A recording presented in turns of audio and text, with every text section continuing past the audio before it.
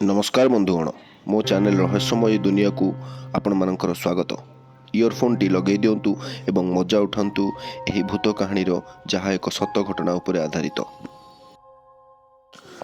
मो नाम राघव चंद्र नायक। मु नयगढ़ बासिंदा।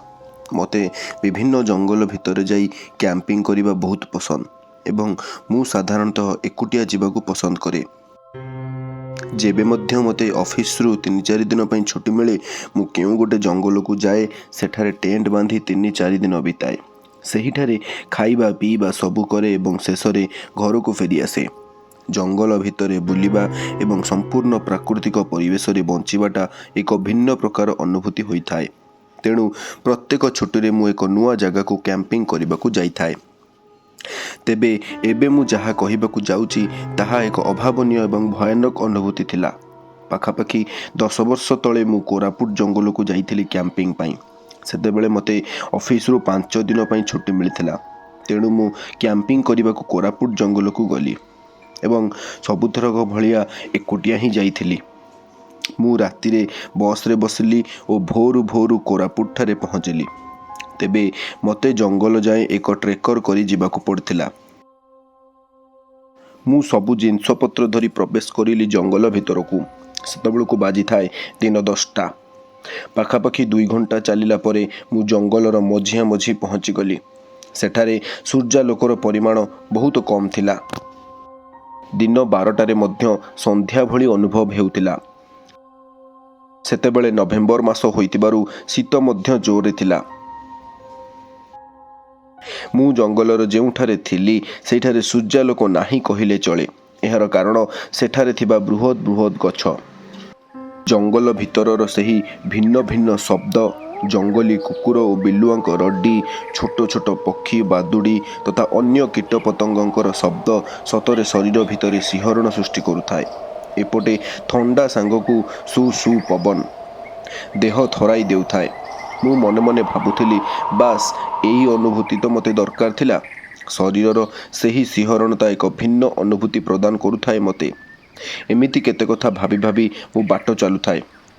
सेही समय रे मते लागिला हठात किए गोटे जेपरी मो डाहाण पाखरे पळाइला। से एते जोर रे जाइथिला जे मते ठीक से जणा पड़ी नथिला कोनटा गला बोली। मु जेतिकी बारी पारथिली ताहा एक मनीष परी ही लागिथिला। किंतु एक मनीष किपरि एते जल्दी जाई परिबो एक कथा मते विश्वास होई नथिला। तथापि मु टिके सतर्क होई गली। चारियाड़ को चाहिली केही कुआडे नथिले। सुनसान जंगल, दूर दूर पर्यंत केउ मनीषर चिन्ह वर्ण नथिला। ताहा एक भ्रम बोली भाबी नै मु आगकू बढ़िली। किंतु मन भितरे ताहा एक भ्रम बोली मु ग्रहण करि पारु नथिली। कारण मु निश्चय थिली ताहा एक मनीषटिए ही थिला।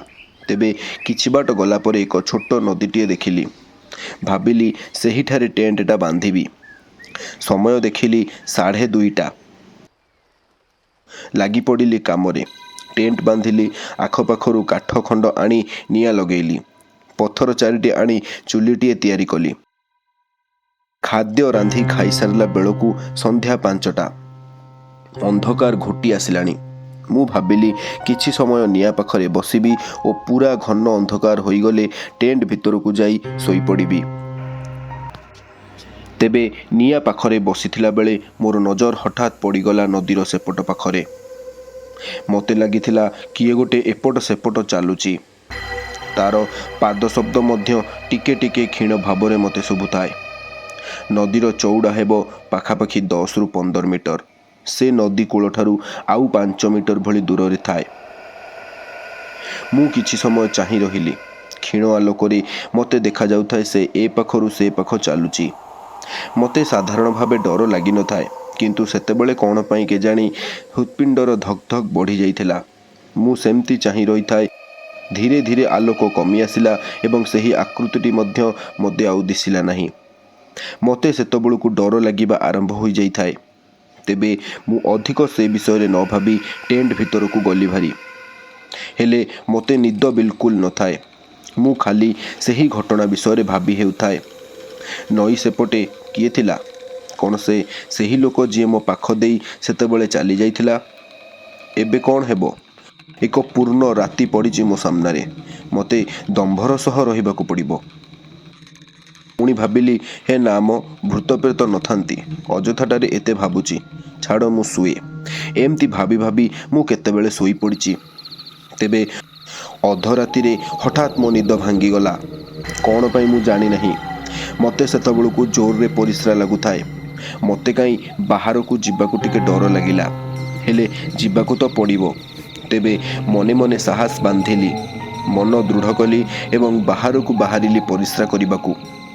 ଯେହେତୁ ମୋର ମନଟା ସେଇଆଡ଼େ ହିଁ ଥିଲା, ମୋର ନଜର ପ୍ରଥମେ ନଦୀର ସେ ପାଖରେ ହିଁ ପଡ଼ିଥିଲା। ଦେଖିଲି ସେପଟେ କେହି କୁଆଡ଼େ ନାହାନ୍ତି। ଚାରିଆଡ଼କୁ ଚାହିଁଲି, ଚାରିଆଡ଼ କିଟ୍ କିଟ୍ ଅନ୍ଧାର। ମୁଁ ନଦୀ କୂଳକୁ ଗଲି ପରିସ୍ରା କରିବାକୁ। ତେବେ ଏଇଠାରେ ଘଟିଲା ଆଉ ଏକ ଆଶ୍ଚର୍ଯ୍ୟଜନକ ଘଟଣା। ମୁଁ ପରିସ୍ରା କରିସାରିବା ପରେ ପୁନର୍ବାର ସେପଟକୁ ଚାହିଁଲି ତ ଦେଖିଲି କେହି ଗୋଟେ ସେ ପାଖରେ ନଦୀ କୂଳରେ ବସିଛି ଏବଂ ମୋରି ଆଡ଼କୁ ଏକ ସିଧାରେ ଚାହିଁ ରହିଛି।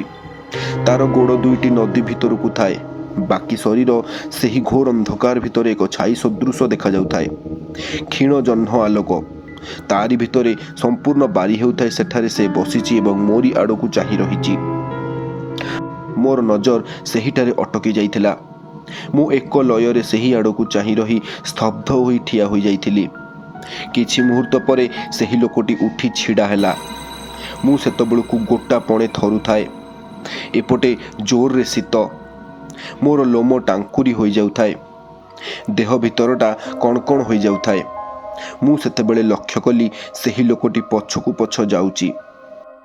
ମୁହଁ ମୋରି ଆଡ଼କୁ କରିଛି, କିନ୍ତୁ ପାଦ ପଛକୁ ପଛ ପକାଉଛି। ଧୀରେ ଧୀରେ ପଛକୁ ଯାଇ ସେହି ଲୋକଟି ପୂର୍ଣ୍ଣ ଅନ୍ଧକାର ଭିତରେ କୁଆଡ଼େ ବିଲୀନ ହୋଇଗଲା। ମୁଁ ଜଲ୍ଦି ଟେଣ୍ଟ ଭିତରକୁ ପଳେଇଲି ଏବଂ ହନୁମାନ ଚାଳିଶା ପାଠ କରିବାକୁ ଲାଗିଲି। ରାତି ଯାକ ହନୁମାନ ଚାଳିଶା ବୋଲୁଥାଏ। ଏହା ଭିତରେ କେତେବେଳେ ରାତି ପାହିଗଲା। ମୁଁ ସ୍ଥିର କଲି ଏଠାରେ ଆଉ ଅଧିକ ସମୟ ରହିବା ଠିକ୍ ହେବ ନାହିଁ। ମୁଁ ସବୁ ଜିନିଷପତ୍ର ପ୍ୟାକ୍ କରି ବାହାରି ପଡ଼ିଲି। ଚାଲି ଚାଲି ବାହାର ଆଡ଼କୁ ବଢ଼ିଲି। କିନ୍ତୁ ଆଶ୍ଚର୍ଯ୍ୟର ଘଟଣା ଏଇଆ ଯେ ମୁଁ ଫେରୁଥିଲା ବେଳେ ମୋତେ ବାରମ୍ବାର ଅନୁଭବ ହେଉଥାଏ କିଏ ଗୋଟେ ଯେପରି ମୋ ପଛରେ ଆସୁଅଛି। ମୁଁ ଭୟରେ ବିଲକୁଲ ପଛକୁ ଚାହିଁନି। ଏକ ଲୟରେ ଜଙ୍ଗଲ ବାହାରକୁ ଚାଲି ଆସିଲି ଏବଂ ପ୍ରଥମ ବସ୍ ଧରି ନୟାଗଡ଼ ମୋ ଘରକୁ ଆସିଲି ଭାରି। ଏବଂ ମୁଁ ସେହିଦିନ ସ୍ଥିର କଲି ଆଉ କେବେ ଏକୁଟିଆ କ୍ୟାମ୍ପିଂ କରିବାକୁ ଜଙ୍ଗଲ ଭିତରକୁ ଯିବି ନାହିଁ। ଏହି ଘଟଣାକୁ ଏବେ 10 ବର୍ଷ ବିତିଗଲାଣି। ହେଲେ ଆଜି ମଧ୍ୟ ଏହି ଘଟଣା ଭାବିଲେ ମୋ ମନ ଭିତରଟା ଅସ୍ଥିର ହୋଇପଡ଼େ, ଲୋମ ଟାଙ୍କୁରି ଉଠେ।